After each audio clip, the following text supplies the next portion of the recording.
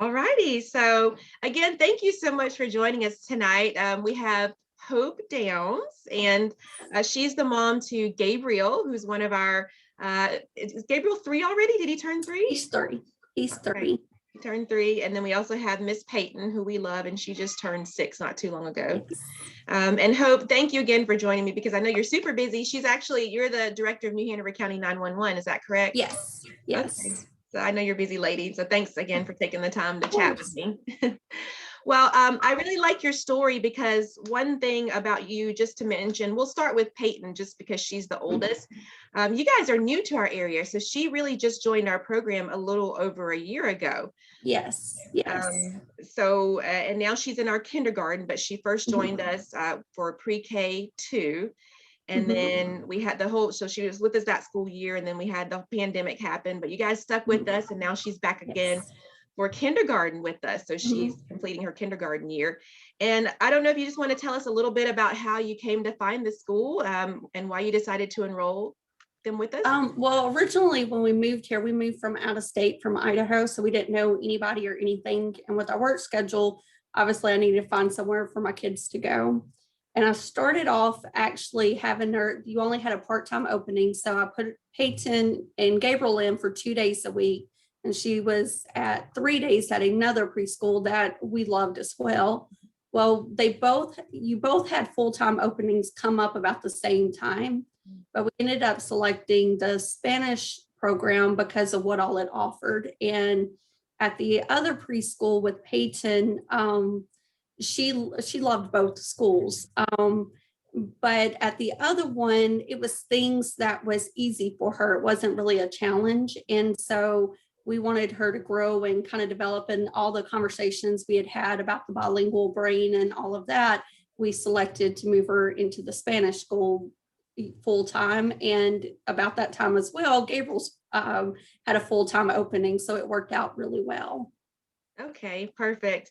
And I'm glad you mentioned that about it being a challenge, because Peyton is she's an incredibly intelligent child. And so, what's interesting is that she came here, and I would say in less than a year, became incredibly comfortable with Spanish. She's now reading in Spanish. She was also reading in English, correct? Yes, yes. So we started, even like from the day she was born, within 24 hours, I was reading her first book to her. So I'm a firm believer in reading to your children every night, if at all possible. But so she had picked up on reading, and she kind of taught herself. So we never really did anything to teach her. But she was already reading by the time she started preschool.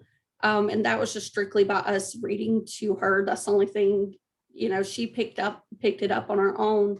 But her transition into Spanish as well has been amazing, because when we started, it would have been, we technically started in September, but we were still moving and all of that. So she wasn't in school as often in September.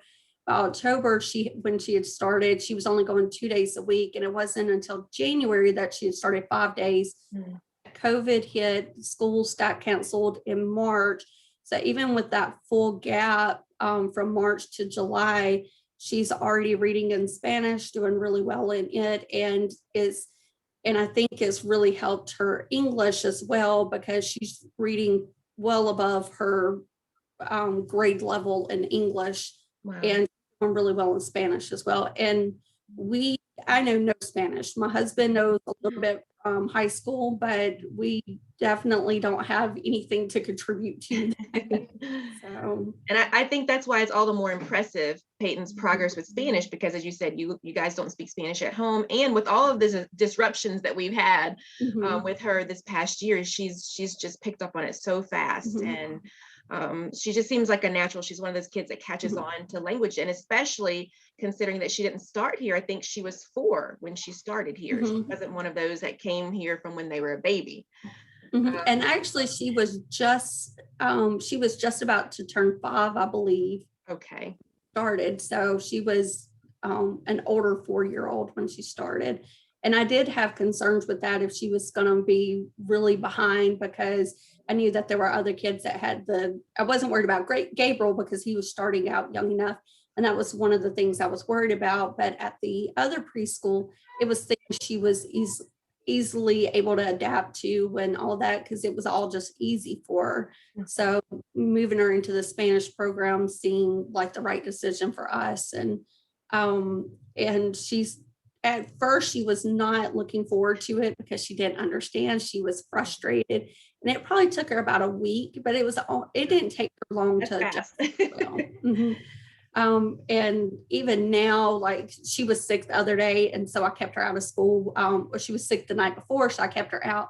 And that morning she was feeling better, but just because the 24-hour thing, we kept her out. And she cried and was so upset. She's like, I have to go to school. They're expecting me to be there. So she was upset about that, but she loves it. She's so responsible. Yes, and that was another question I had for you, and I think you touched on it a little bit, but just how was her transition, I think, from English language school to Spanish language school? Because even before you guys moved here, she was attending an English language preschool, and then when you moved here, she was also going to an English language preschool. So it wasn't immediate for her. It took a little while, right, for her to get comfortable. She did not like the idea at first, because she would say, I don't know what they're saying to me. She's like, I don't understand. And it really didn't take that long. It was about a week and a half, and she was good with going in, and she still wasn't picking up on the language so much, because I'd ask her how her day was and that type of thing. But I would say within a week and a half, 2 weeks, she was excited to start going. And I don't remember exactly when she just really started with speaking Spanish, because it really hasn't been that long. But I remember her and Gabriel were sitting on the recliner, and they were rocking together. And so she was playing teacher, and she was teaching him Spanish stuff, and no clue what she was saying. And Gabriel would repeat whatever she was saying. And that wasn't long after she had started. Okay, perfect. Yeah, it's so cute when they start doing that, when they start teaching other people. That's when you know they really know what they're talking about, when they're teaching you or teaching their siblings. Well, and I don't know if you, how do you feel about her, I guess, her progress academically? I think I'm pretty confident about it, but how do you feel about her? Do you feel like she's ready? Well, I hadn't told you this, but I recently had her tested to see how she was going to do. Okay. And she scored 99 percentile for reading and math. Wow. So when they're looking at placement for going into the first grade and all of that, because I just kind of wanted to know, like, I'm a data person anyway. I guess it relates to my job as well.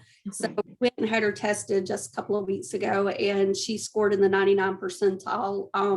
And that was the average child that's her age and that's also in kindergarten at 50% is where the average child is. Wow. So 99 percentile for English, for reading and math. Now that's both in English, but I think that contributes to show, even though she's in kindergarten and she's taking it in Spanish, it's not, I'm not worried about her transitioning over to English. I think my only worry is she doesn't want to leave the school. Oh, I know. So, wow, that's impressive. Oh, that's really impressive. I'm not surprised to hear that, just from what I've seen from Peyton, but that's really incredible. And that's a great idea. We do a little bit of testing at our school, but it's mostly in Spanish because that's what we teach. So it's always good to kind of know how they're doing in English. I don't know if you want to share where you had her tested in case there's other parents out there that when I went to Gregory, they had told me that you would have to take them to a child psychologist and they would do some testing here. Okay. Well, my insurance helped covered part of it. So that's why I went ahead and did it. I can look that up and share it. I can send it to you later. I don't remember exactly where it was, but it was because one of the questions I had last year was she was already doing everything at the kindergarten level in English that's required by the end of the school year. So that was one of my concerns with what would they be doing with her till then, to make sure she doesn't get bored or anything like that. So that's one of the reasons why we did that. Because when we went to Gregory, it was the school principal. She had told us this is the process for going through that. So we ended up doing that this year to kind of see. Okay, perfect. Yeah, it's always a good idea to kind of see where they're at. So, well, do you have anything else you want to add? I guess. No, we love the school. I'm really glad for us. The reason we were actually going to try to move her to a different school for kindergarten, COVID hit, and I feel like in a sense it was a blessing to us because Peyton and Gabriel are really thriving and doing well. And I'm very thankful in that aspect that we decided to move her back in and keep her in there. And I think that, that there's a lot of, like I've noticed Peyton has, because of the smaller classes and the kindergarten curriculum, there's a lot of time spent in smaller groups and one-on-one. I don't think we would have gotten, regardless whether we went to Gregory or we had talked about Coastal Prep and then some of the other schools, we looked all around because that's coming from out of state. We didn't know anything about the school. So I overanalyzed every step. But I'm really glad because I feel like she had more time with the teachers to really develop her and to work on her individual skills where she's at. And I'm very grateful for that. Aww. Well, thank you so much. We appreciate you giving us a chance with your little kids. And yeah, they're wonderful kids. So it's been really nice. And I agree. COVID has been kind of a blessing in that respect, is that we've been able to keep some of the students who I think would have gone off to other places. They've come back here and had an extra year with us. So yes. So thank you. Okay, thank you again, Hope. And you're welcome. Yeah. Have a good day. Okay, you too. Bye-bye.